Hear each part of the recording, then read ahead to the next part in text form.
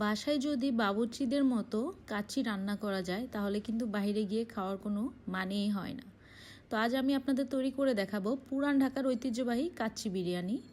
তো এই কাচ্চি বিরিয়ানি রান্না করার জন্য আমার যা যা লাগছে, একটি ব্লেন্ডারে জার নিয়ে নিয়েছি। এর মধ্যে আমি দিয়ে দিচ্ছি 8 থেকে 10টি এলাচ, এরপর দিয়ে দিচ্ছি 3 টুকরো দারচিনি, এরপরে দিয়ে দিচ্ছি 4 থেকে 5টি লং, এরপরে দিয়ে দিচ্ছি 2 টুকরো জয়ত্রী, আর জয়ফল দিয়েছি একটি জয়ফলের 3 ভাগের 2 ভাগ। গোলমরিচ দিয়েছি 2 চা চামচের মতো, বড় এলাচ একটি, এরপর আমি 1 চা চামচ শাহি জিরা দিয়ে দিয়েছি। এবার আমি ব্লেন্ড করে নিব। ব্লেন্ডারে গুঁড়ো করা হয়ে গিয়েছে বিরিয়ানির মশলা। এরপর আমি এখানে আলু নিয়ে নিয়েছি।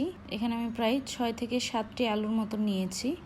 এর মধ্যে প্রথমে দিয়ে দিচ্ছি 1 চা চামচ লবণ, এরপর দিয়ে দিচ্ছি 1 চা চামচ চিনি এবং 1/2 চা চামচ জর্দার রং। সব কিছু দিয়ে আমি খুব ভালোভাবে মেখে তারপর ভেজে নিব। এখানে একটি প্যান বসিয়ে এর মধ্যে আমি 2 কাপ সয়াবিন তেল দিয়ে দিয়েছি।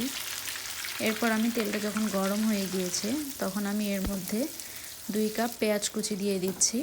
আর পেঁয়াজ কুচি দিয়ে খুব ভালোভাবে আমি পেঁয়াজকে বেরেস্তা করে নিব। আর মিডিয়াম আঁচে করব যেন পেঁয়াজ বেরেস্তা কোনোভাবেই পুড়ে না যায়। তো এখানে আমার পেঁয়াজ বেরেস্তা হয়ে গিয়েছে, এবার আমি তুলে নিচ্ছি। এই একই তেলের মধ্যে আলুগুলোকেও ভেজে নিব। তো আলুগুলোকে আমি একদম মিডিয়ামের থেকে কম আঁচে ভেজে নিব যেন উপর থেকে পুড়ে না যায়। তো এখানে আমি প্রায় 3 থেকে 4 মিনিটের মতো আলুগুলো ভেজে এবার তুলে নিচ্ছি।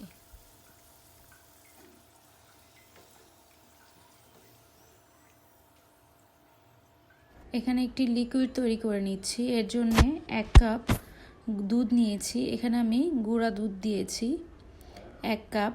এর মধ্যে আমি প্রায় 3 টেবিল চামচের মতো ঘি দিয়ে দিচ্ছি।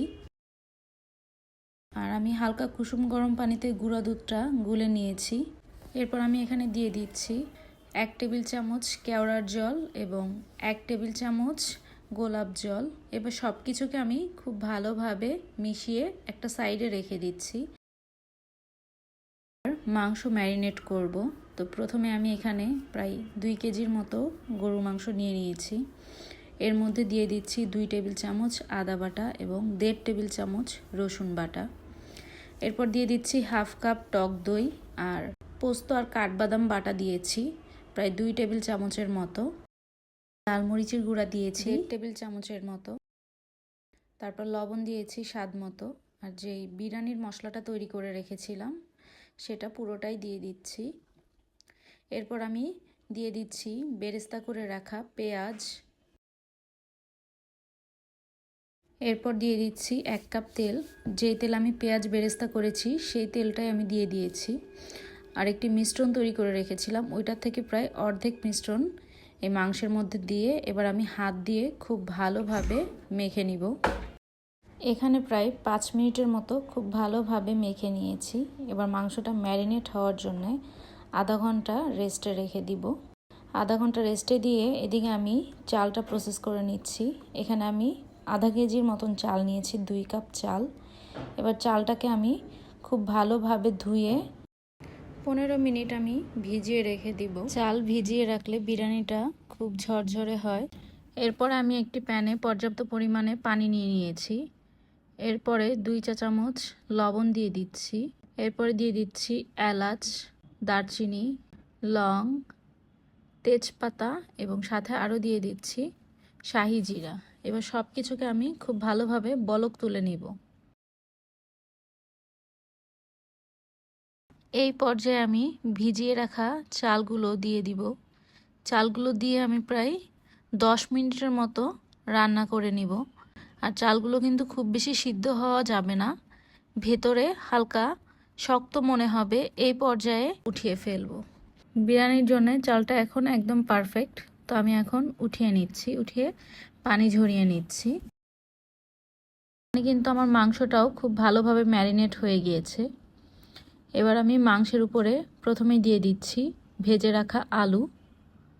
উপর দিয়ে আমি আলুগুলো সুন্দরভাবে মাংসের উপরে বসিয়ে দিচ্ছি। দিয়ে দিচ্ছি পেঁয়াজ বেরেস্তা, এরপর দিয়ে দিচ্ছি কাঁচামরিচ,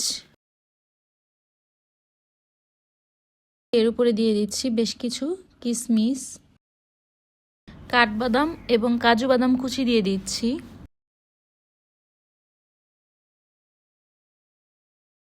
এরপর দিয়ে দিচ্ছি আলু বোখারা।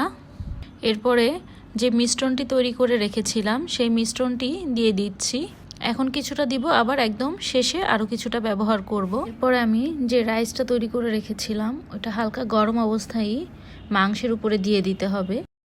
এবার আমি বাকি রাইসটাও দিয়ে দিচ্ছি। এটা কিন্তু দিয়ে খুব বেশি চাপাচাপি করা যাবে না, হালকা হাতে উপর থেকে রাইসটা দিয়ে দিতে হবে। তো এখানে আমার রাইস দেওয়া হয়ে গিয়েছে। এর উপর আমি আবারও কিছুটা পেঁয়াজ বেরেস্তা দিয়ে দিচ্ছি, আর যে বাকি লিকুইডটি ছিল সেটুকু দিয়ে দিলাম। এরপরে দিয়ে দিচ্ছি জর্দার রং,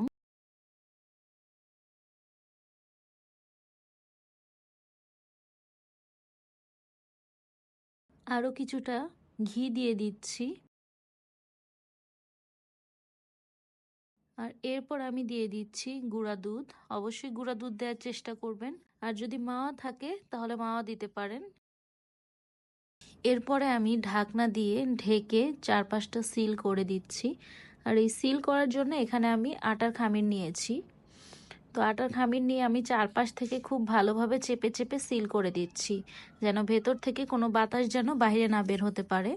আর যদি কোনো মতে বাতাস ভিতরে ঢুকে কিংবা বের হয় তাহলে কিন্তু মাংসটা ঠিকঠাক মতো সিদ্ধ হবে না, আর কাচ্চি বিরিয়ানিটাও খেতে খুব বেশি ভালো লাগবে না। এদিকে আপনারা সবাই খেয়াল রাখবেন। তো এখানে আমার চারপাশ সিল করা হয়ে গিয়েছে। এবার আমি সরাসরি চুলায় বসিয়ে দিব। চুলায় আগে থেকে একটি তাওয়া বসিয়ে গরম করে নিয়েছি, এর উপরে বসিয়ে দিই। চুলায় বসিয়ে আমি প্রথমেই 10 মিনিট হাই হিটে রান্না করব। 10 মিনিট পরে আমি 1 ঘন্টার জন্য একদম লো ফ্লেমে রেখে দিব চুলার উপরে। তো 1 ঘন্টা হয়ে গিয়েছে, এবার আমি চলে এসেছি। তো এবার আমি যে সিল করে রেখেছিলাম চারপাশটা সেটিকে কেটে সরিয়ে নিচ্ছি, যেহেতু গরমে শক্ত হয়ে গিয়েছে। এরপর হচ্ছে আমি ঢাকনা তুলে নিচ্ছি। এখানে কিন্তু আমার কাচ্চি বিরিয়ানি একদম হয়ে গিয়েছে। এবার আমি আপনাদের একটু ভালোভাবে দেখিয়ে দিচ্ছি। এরপর আমি একটি প্লেটে সার্ভ করে নিব। দেখুন কতটা ঝরঝরে এবং মাংসটা কতটা সফট হয়েছে।